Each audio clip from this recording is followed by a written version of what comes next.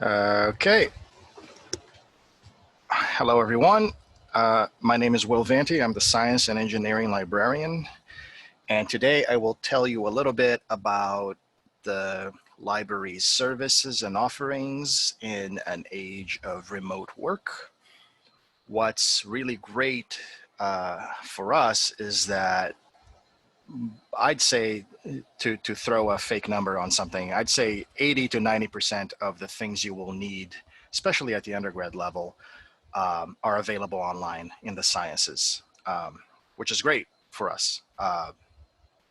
Some of my colleagues who deal with, archives or historical documents that have not been digitized are having a much rougher time of it at this moment in time. But we're okay um, in terms of the things we can access for research. Uh, So I'll start by showing you, what I'm showing you right here is the library website, library.columbia.edu. This is going to be the place you want to come to when you're looking for anything, really. That's where you'd start. There's a variety of menus that you can explore. We have services tailored to specific audiences. These are just filters, though. If you click on Go to All Services and Tools, you'll see all the things that we have available. And that's usually where I go because I might not remember how exactly we filtered things for students versus for faculty or alumni. So just go to All Services and Tools. It's the best way to see everything. We have a drop down with the various locations, which again, with if nobody's on campus, that's kind of a moot thing. But the different pages will have different useful bits of information, and I will show you my home location, the Science and Engineering Library, later during this talk. There's various kind of task-oriented options. There's information about the collections, and then it's general information about the libraries. The primary thing you're going to want to pay attention to right now during the summer and in the coming fall is the extra information that we've added to the website up here. Like many services, tools, and collections are available online, while physical locations are closed. If you click on Read More, that will take us to the library status updates. And this is going to be a lot of, it's going to be useful information for you in terms of the services that you can and cannot access, but some of it might get a little arcane in terms of the nitty gritty of how we do things. So, but basically any kind of information, like if you're looking for information about physical materials, everything is on here. We basically, if you've borrowed books in the past and you're still holding on to them, we made it very clear to everyone that they should hold on to those things and not return them right now, because there's no one on site to process those items. We're only now starting to slowly trickle in some staff to do some things, but we're not really ramping up things to any level of I guess, for lack of a better word, normalcy, like the way things used to be in terms of the volume of physical materials going in and going out. But so keep this page in mind. It will always be accessible from most of the top level pages. This banner used to be red, and they changed it to the more friendly grayish blue. Maybe they thought the red was a little too alarming. From the homepage, big thing for you for almost anything you want to do is going to be the big question mark, the Ask a Librarian page. This page is going to be the portal. Let me zoom out a little bit so you can see more of the page. This is going to be the portal to all the ways in which you can get in touch with us. Obviously, at the end of this, you'll end up with my direct email address, and that's fine, especially if you're coming with an engineering-related question or science and engineering things. But in a general sense, if you're doing some like interdisciplinary work or if you lose my email address and you can't find me on the website, the coming to the Ask a Librarian page is going to be your way to reach someone. And we have a list of things that can help you here. You can make an appointment. It's a form that you fill out explaining what it is that you're looking to find. If it's a research question, if you maybe have a paper that you need to work on and you're trying to do research for it and you're not clear on maybe how to narrow your topic or how to find things, how to search the databases and things like that. So you can make appointments. And obviously in the past, I think they're reworking that form because the form was very, implied that you would come to someone's office and meet with them. And obviously that's not a thing that we're doing, but we're perfectly capable of carrying out research consultations via Zoom. And that's what we've been doing all summer and the end of the spring semesters, and it's been fine. So we'll still have that option. There's also a link here listing all the different libraries subject specialists. I'm going to click that on a new tab real quick, and you can see that we have lots of librarians that are experts in a wide variety of subjects. And you can explore here if you have a question about something specific for some of your other classes. You can obviously come here and find the person that covers that topic. But in general, you could just make an appointment or email us directly. Like if you send an email to the email from here, it's basically a centralized email that then gets sent to the appropriate, somebody triages those and sends them to the appropriate subject librarian. So if you don't feel like stressed out, like you have to read through the subject specialist and contact the right person. I get questions all the time that are not really in my ballpark, and depending on what it is, I make an effort at answering them. But sometimes they're more in depth, and I'll just transfer them to the appropriate librarian with the subject expertise on that topic. You could call us, you can text us. Most people don't do that these days. An earlier version of this page lasted for far too long with another item here talking about how to reach us on AOL Instant Messenger, which it's pretty funny given that that thing was not in service for years and that message was still here. So thankfully we fixed that. More prominently, you may have noticed a giant blue chat window here. That little green light means that there's someone sitting on the other side. And this is our virtual chat reference tool. During normal business hours, I don't think we're doing it on the weekends in the summer, but during normal business hours, there's going to be a librarian on the other side. We all take a shift. We all take a 1-hour shift throughout the week.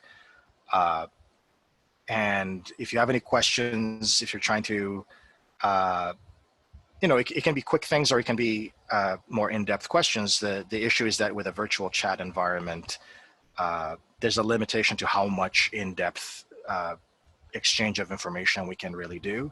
So if you ask a question that is sometimes really simple, simple by relative terms, I'm trying to get this article and I'm hitting the paywall. Can you help me?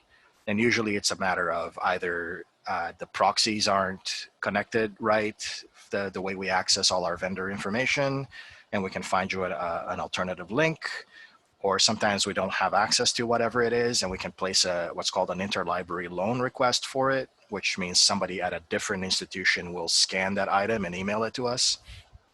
Those kinds of questions are ideal for the chat. Like we can solve that in very quickly. But if you have a bigger, I'm trying to write this paper and my topic is really too broad and I'm finding a million things and I can't figure it out, you'll probably then be referred to the appropriate subject librarian. But either way, the chat is an excellent way to get in touch with someone, to speak to a live human being immediately.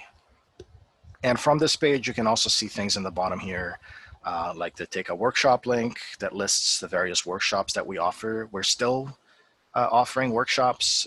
They're all done through Zoom right now. Just yesterday, I taught Zotero, getting started with Zotero workshop. If you don't know what Zotero is, I'll elaborate on that a little later in this talk. It's an excellent tool that you should look into. There's a list of our research guides, which are going to be, let's open that. The research guides are collections of resources covering various subjects that all these different subject specialist librarians have put together. So if you're interested in, for example, engineering, which you probably are, if you click on this, there's a variety of guides for all the different schools. And there's me showing you that I'm the person you'd contact if you have questions about engineering. And for example, let's click on chemical engineering. That's a whole list of, this is the general layout of all the research guides. There's going to be tabs along the top, sometimes along the left. There's going to be information about finding books and ebooks. Like there's a link here for ebook collections. Then the relevant databases is where you're going to go to find your research articles, your review articles. And there's going to be, basically, we have subscriptions and access to thousands of sources of content, and millions upon millions of actual books and ebooks and things like that. So that it can be very difficult to figure out exactly how to get started if you're doing, if you're just starting, if you need to find some articles on something. I'm going to guess that a lot of you probably, when you need to find a research article, you probably go to Google Scholar and type in some stuff and see what comes out. And there's nothing inherently wrong with that. It's just that Google Scholar doesn't give you that many options in terms of filtering the results. Like you type in a topic, you enter it, and there will be the filters on the left will be about the date and one other thing. I think relevance, just nothing that you can really control. So if you're looking for a specific kind of content, but it needs to be from very recent, or maybe you're looking for the history of some scientific, say, procedure or something, and you need to find much older articles, it can be a little tricky to use Google Scholar to filter all those down. Meanwhile, the scientific databases, like the ones I generally show people, are Scopus or Web of Science or Engineering Village. These will have lots of different types of filters that you can use to narrow down your topic or to find exactly what you're looking for. So there's nothing wrong with using Google Scholar, but so I'm just very quickly showing you here Engineering Village. I'm not going to spend a lot of time necessarily showing you all the detailed features of these things, because that could be just an hour by itself. But I encourage you to find the research guides for the field that you're interested in and explore, click around all those different resources. A lot of these are going to have their own help features. The help will teach you the best way to use the what's called a controlled vocabulary, which is basically how the database vendor categorizes all the content that's in there. These guys are straight up giving you an example search that you could do. I don't think if I click, no, that's not valid. So I could, artificial intelligence, and there's going to be a lot of details like the difference between typing artificial intelligence and typing it with quotes. The idea that artificial intelligence is searching for the word artificial and the word intelligence, and if you put it in quotes, you're searching for that term fragment, artificial intelligence, occurring together. These kinds of details are going to be, and using Boolean operators like and, or not. I don't know, batteries. I'm basically making this up as I go along here. 1,000 records about that have to do with artificial intelligence and batteries. So if that's something that you're interested in, there you go. You have a lot of reading that you can do. The point I'm making here is explore these resources, these databases, and go to their help. Do a little bit of reading. It's not necessarily the most exciting thing in the world, but if you get some of that knowledge in you early, it will help you in the future when you actually need it, and in the future when you have assignments due and due dates and things like that. You're not going to have time to be diligent about investigating all the resources, all the ways in which you can use the resources. And obviously, when you get to that point, one thing you can definitely do is come to the libraries and ask for help, and we're happy to help you. But at the same time, there's no reason for you to leave things for the last minute. That's just a general life thing. So that's an overview of the Ask a Librarian page. Another page I want to show you is the Science and Engineering Library homepage. This is our homepage. These are going to be redesigned eventually, but the main reason I like to point people, here's the read more banner again with all the information about the closures. The reason I like to bring people to the Science and Engineering homepage is because there's direct links to the science relevant research guides. So instead of going through this page and looking around and having to click on things to investigate, you can just find the science related research guides right here. And most importantly, the engineering research guide, if you click on that, then you get the breakdown for the various schools. And once again, if I click on chemical engineering, similar layout, find books, relevant databases. The tools and software tab needs to be updated. Some of the stuff is not necessarily up to date, so you can ignore that a little bit. And citation management gives you various bits of information about citation management programs. This is all included here for the sake of kind of completion, but the only one that we really push people to use is Zotero that I mentioned before. It is completely free. You go to zotero.org and you download it here for your computer. And like I said, we have frequent, let's go back to the home page here. If you go down to events and training under workshops, there's a workshop for Zotero on July 7th. And if you click on view all workshops, you can see more. You should definitely look into these workshops, at least a handful, just to get started. The Let's Use Clio is pretty good. My colleague, Sophie, teaches that. And it's basically, if you don't know, Clio is our catalog. I've been talking this whole time about the website and I haven't even shown you the library catalog proper. On the homepage, there's this search bar that lets you search the catalog. And if I just do a blank search, it takes you to this quick search view that is basically a sampling of a variety of things that we have, like the catalog, this articles plus thing that tries to pull articles from databases, but we don't generally recommend using this when you're looking for articles, especially in the STEM fields. Just go straight to a database like Scopus or Web of Science. There's all these other things, but the point here is that in our catalog, we have enumerated 18 million items. So that's an incredible amount of content, all available to you while you're a student here. And to some degree, when you become alumni, some of that stuff is still available later on. There's an entry for databases. This is just a blank, like I said, a blank search for databases. So we have 1,642 databases on all different topics. So you could search for, if you type the word engineering in the databases facet on the left here, and you should pull up 81 different databases and the research guides, listing content and resources for engineering research. 81 is still a lot of stuff, so you can definitely come to me. But I mean, you're welcome to just click around and explore all these things, but when you get to the point where you're really trying to buckle down and get to some useful stuff, and maybe you're having problems because there's just too much, it's just information overload, come to me, I'll help you out. So I've shown you the guide, shown you the library. Let's go back to the library homepage. I've shown you the library locations. I've shown you the science and engineering page. I've shown you the engineering guides.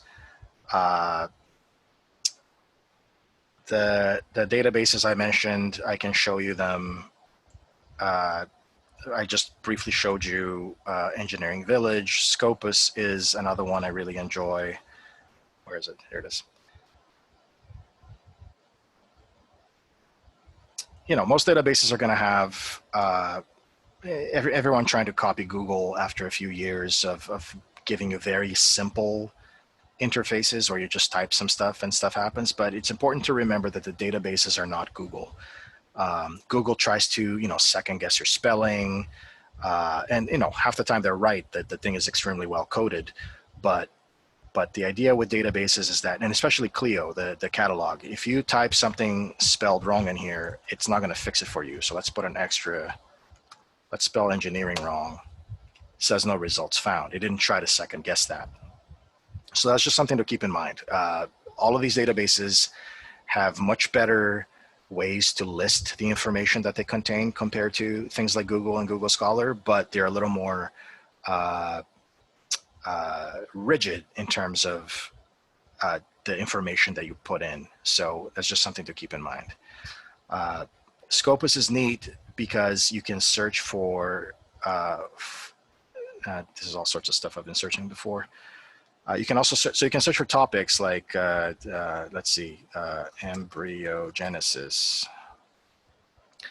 And you'll get your topics, and you have ways to filter on the left. You can sort by date. One neat thing, you can sort by cited by, and a lot of these databases are going to have these options. Sorting by cited by highest means that you're seeing items that have been heavily cited, which means they probably have information that a lot of people have used. Citation count is not necessarily a super reliable way to measure, let's say, the importance of a specific article or body of work, but it's not terrible either. So the stages of embryonic development of the zebrafish has been cited by 7,000 people, and that's because this is probably a seminal work showing you the embryonic development of zebrafish, which is, if you don't know, is a model organism in genetics and development that a lot of labs use around the world. So of course, this is probably going to be a very important thing to look through and read. So this is neat because if you have a topic that you're vaguely interested in, or you're joining a lab eventually and you want to get more informed about the work that they do, you can search for that topic, and then you can sort by cited by, and you can slowly identify the really important works in that topic.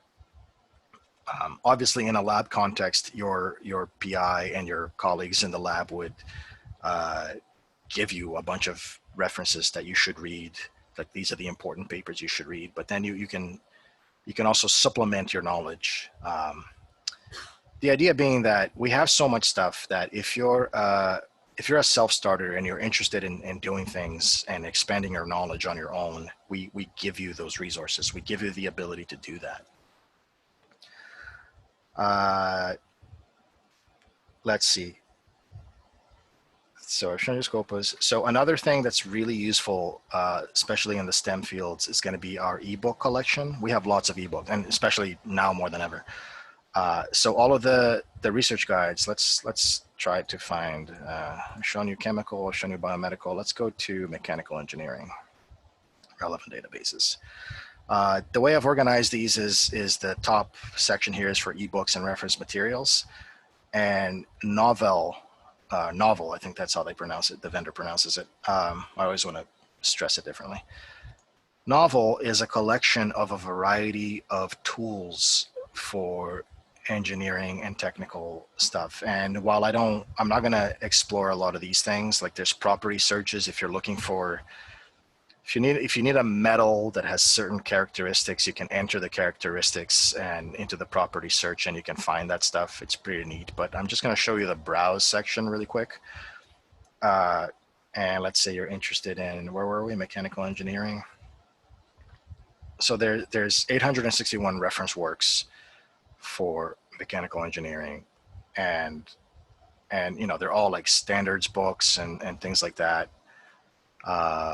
Say I'm interested in fluid mechanics. There's conference proceedings. Like there's just so much content. Like you can really, the whole idea is that we're giving you all the resources you need to become an expert in this stuff, because that's ultimately what you're hopefully looking to become. Here's a whole book about computational fluid dynamics, and then you can read them. A lot of the times you for the ebooks, sometimes you have to read them online in the vendor's platform. Some of them allow you to download full PDFs. Yeah, this one will let me download the PDF chapter by chapter, so you don't have to read it on the browser if you don't want to. Science Direct is another good source. Access Engineering has lots of awesome. Just checking my browser. That's excellent. Lots of awesome content. So yeah, this is. I'm not spending a lot of time in each of these things necessarily because I'm just trying to make you aware of them, and again, I welcome that you contact me if you have more questions about these things. Explore them on your own. I shouldn't have to accept that for this to work, but we'll get back to that. Access engineering is cool though when you can get to it. We have databases that let you search patents, even though Google Patents is the best way, one of the best ways to do it these days. Reaxys is a chemical compound database. Another similar one to that is SciFinder, which is not listed here because this is for mechanical engineering. Basically, you name it, we have access to it, or we have ways to get it. There we go, Access Engineering loaded. So there's handbooks for chemical engineers, handbooks for mechanical engineers. You can browse by subject. Say I'm interested in civil engineering, fluid mechanics, browse selected, 30,000 chapters. Like there's just so much awesome content in here. Like there's no reason for you to not just become super knowledgeable on some really cool stuff. Yeah, you can see, and this has some stuff about spreadsheets where it lets you do calculations for various things. It's amazing. It's amazing the amount of work that's been put into this. We have access to database publications from various professional associations like IEEE, the American Society of Mechanical Engineers, and if you go into each guide, you'll see the relevant societies listed on there. On the front page, there's also, you can find a list of e-journals. Lower down on the front page of each guide, there's departments and societies, things that you might want to look into to join eventually if you follow the profession. And I also have a section for additional resources that includes a guide for searching patents and standards. Standards are a tricky thing because we do have access to a lot of them, but some of them we'd have to buy, and they're very expensive. And if you don't know what a standard is, it's basically a document that specifies a specific way, or in other words, a standard way of doing something or building something. And these are obviously very important in engineering because you want to make sure that if you're building some machine to keep some other machine lubricated, you want to make sure that you're doing it the way people have shown is the correct way of doing it, because you don't need to reinvent the wheel every time. But standards tend to be very expensive, and they come with restrictive rights. Sometimes you can only buy a standard if you're the only person that's going to use it. And obviously, as librarians, that makes it very difficult for us because we don't buy things for just one person to use. We buy things for everybody. But we have ways to figure out alternative sources for these things. And so again, if you're ever in a situation where you're doing a project and you think a standard might be useful, we do have access to a lot of standards already paid for. But we can have a discussion about how to proceed if that's the case. I've included links to lab safety information. That's just the Environmental Health and Safety Department of Columbia University. Things about scholarly communication, which is basically, in a scientific career, you're going to have to publish. There's no getting around that in most cases. In an academic scientific career, I guess you could go do work somewhere. Especially as an engineer. But if you're interested in that kind of stuff, we have a lot of resources about that. Scientific writing guides to help you, and engineering writing guides. We have a lot of content on that. And then finally, the reference management, which just takes you to the citation management page where we show you, again, we push you to use Zotero, which is awesome and free, and it will keep all your literature organized. I can actually demo that real quick. This is what Zotero looks like if you've never seen it. You basically, again, I'm not going to belabor this. You can come to a workshop if you want to know more about it. But you create collections on the left, and then you add items, the PDFs from the items that you're interested in.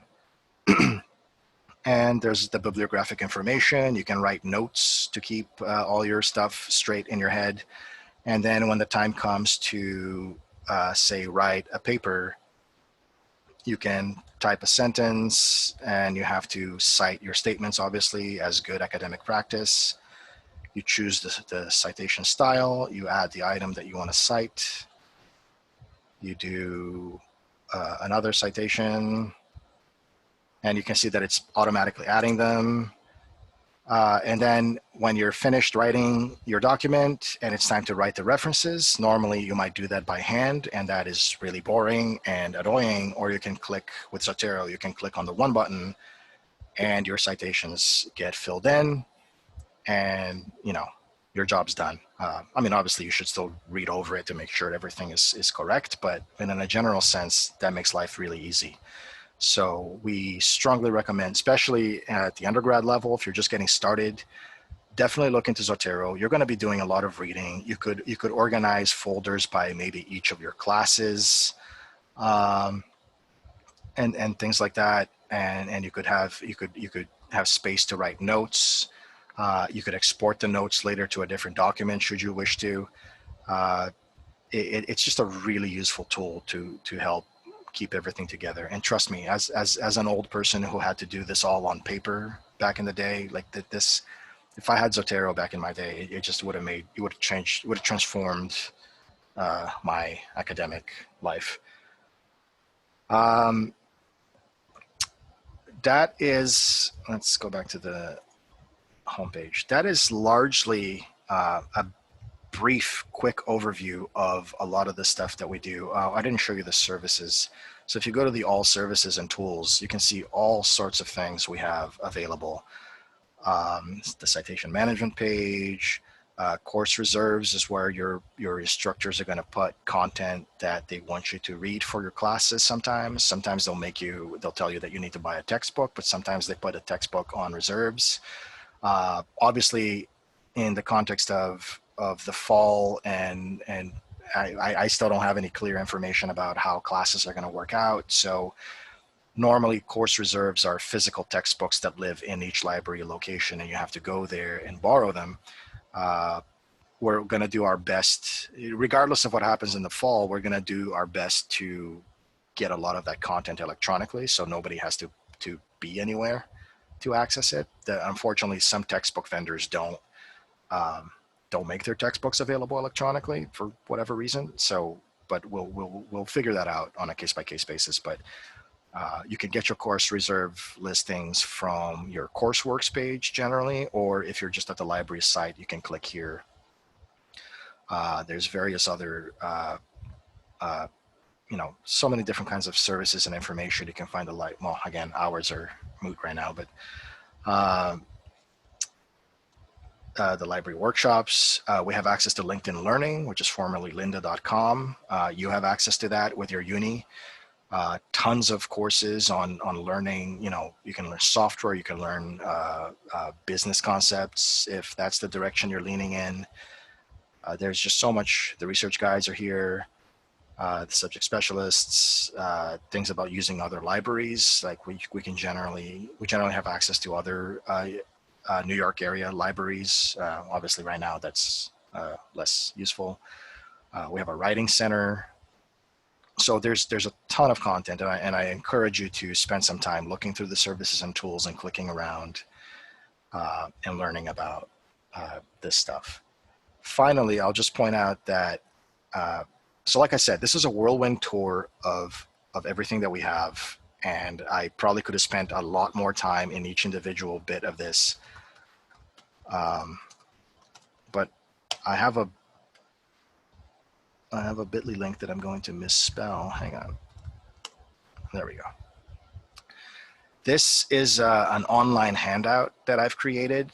with a lot of these links of things that I've mentioned, and the link is right here, bit.ly/capital S, capital E, capital L, ENG links. If you click on this and it says that you need to request access, it's because this was done in our LionMail Columbia.edu Google Drive, and it doesn't let me set the permissions to anyone anywhere. The most promiscuous permission I can do is for everyone with a Columbia.edu address. So if you click on that and it says to ask permission, you just need to click on the bottom where it says you are logged in as, and then it might be your Gmail or something like that. You need to click on that and then log in with your Columbia.edu address, because then you will have access. And the reason I'm saying this is because if I don't, I might get a few hundred of you individually asking me to enable the permissions. And I've done that in the past when it was just a handful of people, but that's not a scalable process. So if you try to access this page and it tells you to ask for permission, just make sure that you're logged in with your LionMail Columbia.edu address. So that's the address. You can write that down. And that's basically what it brings you to this page. This is like a recursive link. It takes you to the Ask a Librarian page, the Science and Engineering Library homepage, the guides, the patent and standards and technical reports guides, links to some of the major databases that I mentioned, general ways to find ebooks, the finding items we don't own features. I just today edited this to indicate that Borrow Direct is not a service that's currently available. Borrow Direct lets you borrow physical books from 16 other universities across the country, mostly in the Northeast, but across the country. And obviously nobody is lending or borrowing physical books right now, so that's moot, but I didn't want to remove it from this because it's a service that will hopefully return at some point. And interlibrary loan is the same thing, where you can borrow items from anywhere in the world, physical items, and obviously that aspect of it is not working, but interlibrary loan is also involved in, if you need an article from a journal that we don't subscribe to, we can contact the university that does subscribe to it, and they'll scan that article or get the PDF and send it to us. So interlibrary loan is still useful, and hence how I phrase it as limited availability. There's a link to course reserves and the Organizer Research Data Lab Archives. That's just an electronic lab notebook. It may or may not be relevant to you at this point. But it's something that Columbia subscribes to. And if you join a lab and if you're doing any kind of research, you're going to be asked to keep a lab notebook. And traditionally, that's just a notebook somewhere that you write things down, you spill chemicals on it. It's just not great. So the electronic lab notebook, everything is going to be backed up and safe, and you can put spreadsheets on there and keep all your data together. It's really useful. You might even want to, everyone at Columbia has access to it. So if you want to play around with it, you can even click on it and just go take a look. You could theoretically use it as just an organizational tool for your own research. And it's free for you while you're at Columbia, so just take a look. And finally, I have a link to Zotero. And again, I strongly encourage you to go to Zotero, download it, create an account. It's free, and start playing around with it. You can look at the documentation online. You can come to one of our workshops, and my email address is at the bottom. And I think I'll pause here and see if there are any questions about any of this. Again, I know I just rushed through a bunch of stuff, and it's a lot of information, but I hope that this gives you a picture of what the libraries can do. And if you remember nothing else of all the stuff I just blasted at you, please remember that the librarians are here to help you. It's literally our job. If we're not answering questions from students and faculty about things, we're probably doing some boring administrative work, and we don't like doing that. We'd much prefer to be helping you. That's literally the reason we get into this job. So please ask us questions. I used to say, if you walk by my office and it looks like I'm busy, don't worry, just knock on the door and come in. Obviously, that's not a thing that's happening, but send me an email, ask your questions. Happy to help. Thank you. Any questions?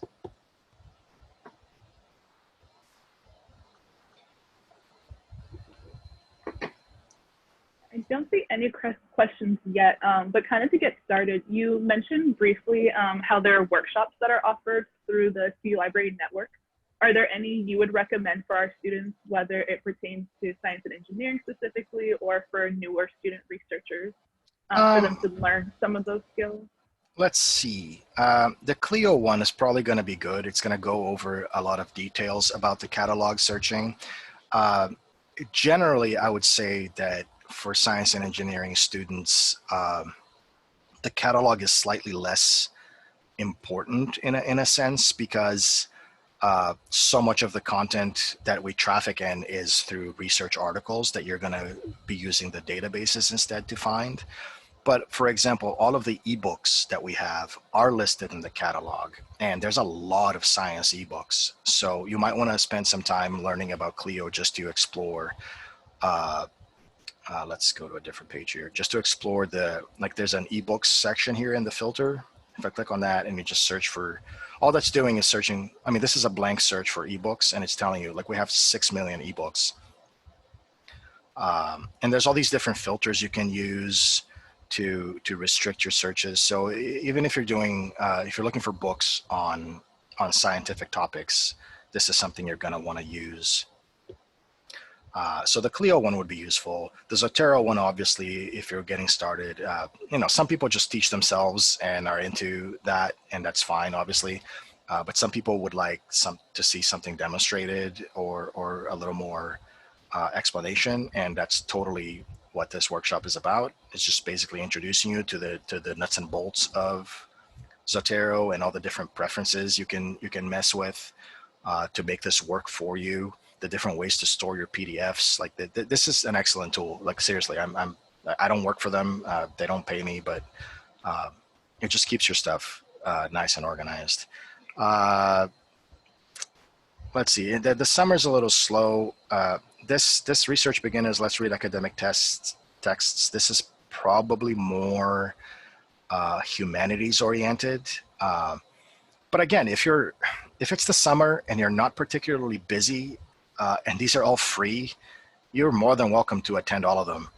Um, Literature reviews, again, these are probably going to be, all disciplines are welcome, but the librarian teaching specializes in social science topics. But again, especially in your undergrad career, you might have non-science courses that you take. Like all of this stuff is going to become relevant at some point in your career. And you also don't know what you're going to be doing in the future. All of this is just planting seeds to things in the future. And I would also recommend, if you're looking especially to learn, if you want to learn some software, like if you want to teach yourself how to use something like Adobe Illustrator, maybe you want to make really cool science infographics or things like that, you can go to LinkedIn Learning and teach yourself some software and come out ahead of the game.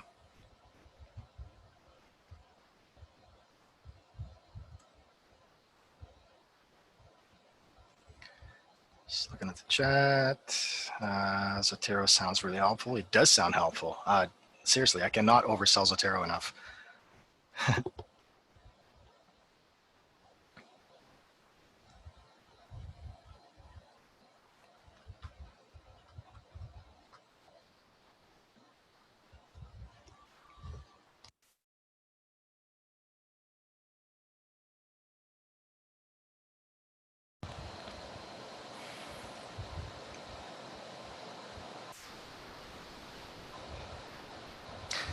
And also, obviously, as time progresses, the workshops page will get updated with more things that we offer.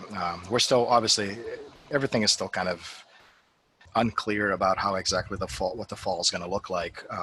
But we'll continue to offer workshops if it's a situation where we're on campus and it's safe to do so. Obviously, we'll offer workshops in person, but otherwise, we'll continue doing them via Zoom.